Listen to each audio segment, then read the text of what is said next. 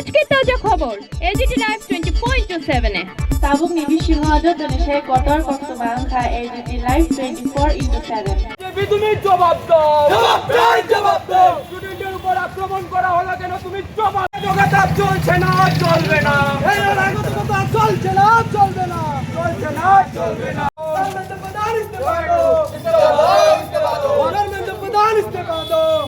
ছাত্রদের আন্দোলন দমানো যায় না ধর্মনগরের ছাত্রদের উপর বিজেপির আক্রমণকারীরা হুঁশিয়ার ছাত্রদের উপর আক্রমণকারীরা বিজেপির গুন্ডা বাহিনী হুঁশিয়ার ছাত্রদের উপর আক্রমণ করে ছাত্রদের আন্দোলন রুকা যায় না ছাত্রদের উপর আক্রমণ করে ছাত্রদের আন্দোলন রুকা যায় না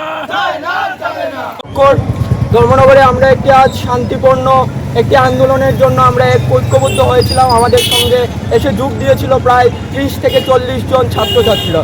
সবাই এই ধর্মনগরীর ছাত্রছাত্র এবং সচেতন ছাত্রছাত্রী।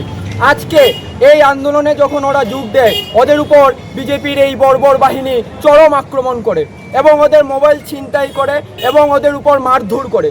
আজকে যে ছাত্রগুলো ছিল ওরা ছিল সবাই মাইনর, কেউ আছে 16 বছর, কেউ আছে 17 বছর, কেউ 18 বছর।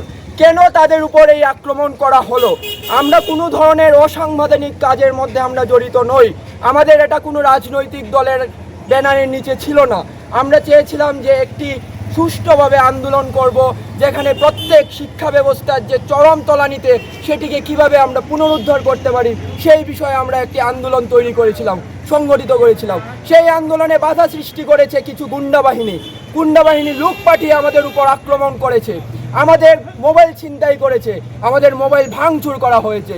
তার তীব্র নিন্দা আমরা আজকে থেকে এখানে বসেছি। আমরা প্রত্যেক দিন এখানে ধর্নায় বসবো।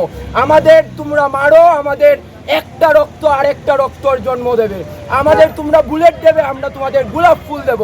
তাও আমরা আমাদের গণতান্ত্রিক অধিকার আমরা পালন করব। আমরা সুন্দরভাবে সুষ্ঠুভাবে সচেতন নাগরিক হিসাবে আমরা আমাদের এই প্রতিবাদ চালিয়ে যাব।